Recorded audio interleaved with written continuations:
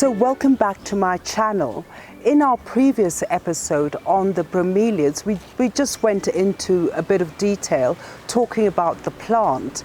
And what we established is that, first of all, it is a tropical plant and does grow in tropical forests. And with it, having it as a tropical plant, sometimes you do find them attaching itself onto trees or on the ground, but this is the sort of environment it wants. You should try to replicate when you do get a bromeliad. Another thing is that we talked about is it does have this distinct way of growing with these sturdy leaves, is that it forms a rosetta, like a little circle, and then what you have in the middle is a cup.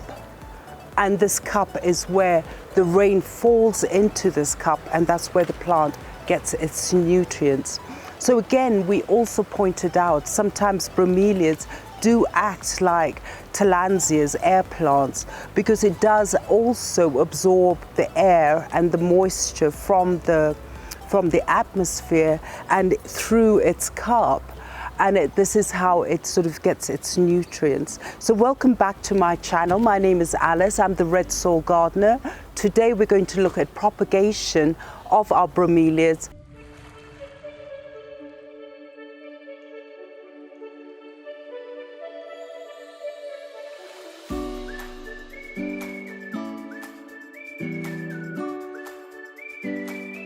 Now, the other thing we mentioned was that with the bromeliads is that once it does flower, the flower will last for 3 to 6 months, which is beautiful.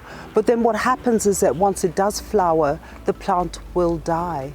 And once it does go through this whole cycle, is that what happens is as the plant, the mother plant, has produced its flower and starts to die down, it starts producing pups, and that's what you're left with.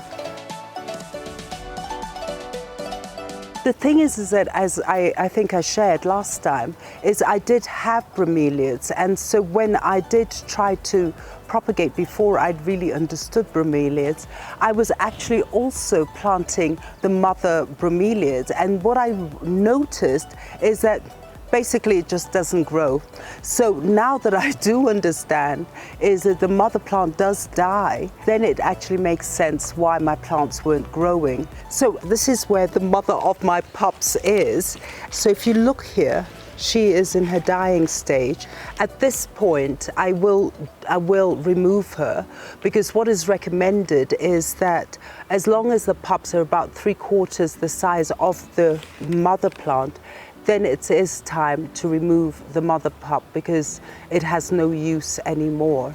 So what I'm going to do now is actually tip this pot over, and we're going to separate a baby because it is getting quite congested. So I'm just going to slowly tip it like that.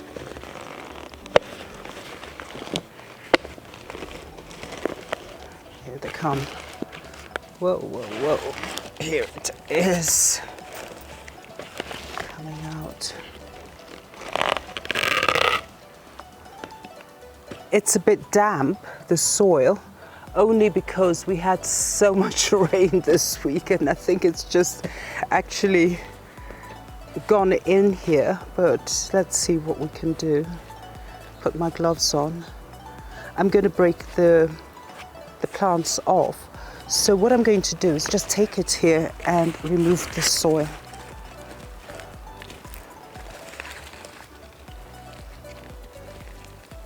Then I'm going to dip it in water so that we can actually look at the roots.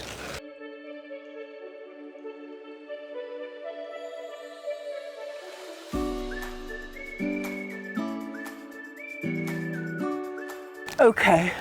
I've given my bromeliad a bath because we're moving it into a new home.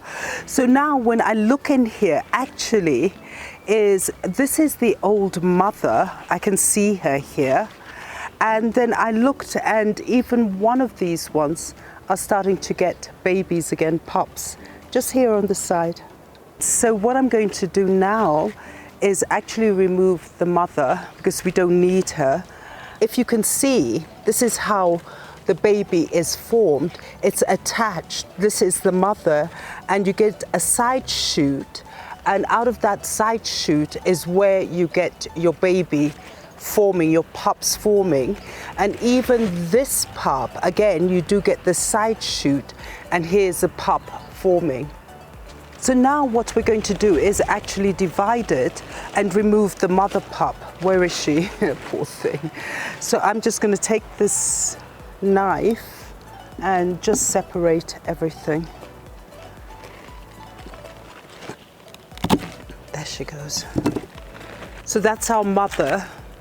As you can see, she's done her job, she's had her pups, and now I think we can just actually recycle her. So I'm just going to put this down here. Now what we're left is with these two babies of the mother, one which is already going to have its own pup. So all I'm going to do is actually just divide it again, just like that.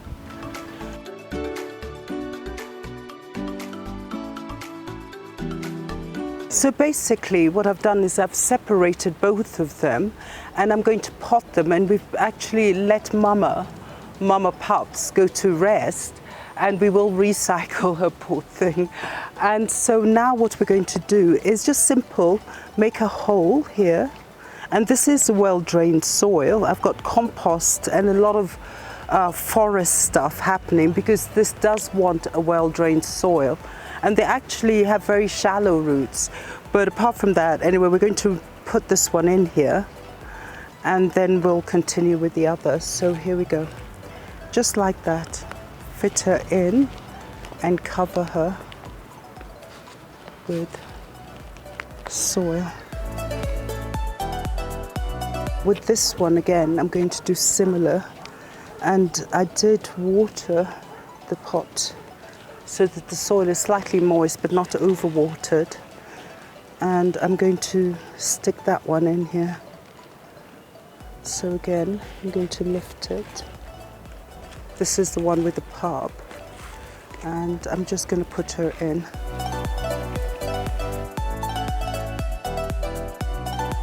And I might even just top it up a bit with some of this compost grit bark mixture, like that. So basically what we've done, we thank Mama Pup, is she has produced two lovely babies here which we've potted, and once these babies do mature, we're going to nurture those pups attached to the mother, and once they do get about 3/4 the size of the mother is when we can give Mama a rest, so we will get rid of the mother. But basically this is it. This is your propagation. So thank you so much for joining this channel. As we said, is that we do have a part 1 which explains about the bromeliads, and this was solely for propagation. So don't forget to like and share, and don't forget to subscribe to our channel, and don't forget to press that notification button so that you're always notified when we do upload our episodes. And we are on Instagram, so DM me. We are on Facebook. Send your comments, and I always do try to answer. And also go get yourself a bromeliad, because they're such beautiful plants. Thank you so much, and have a lovely, lovely day.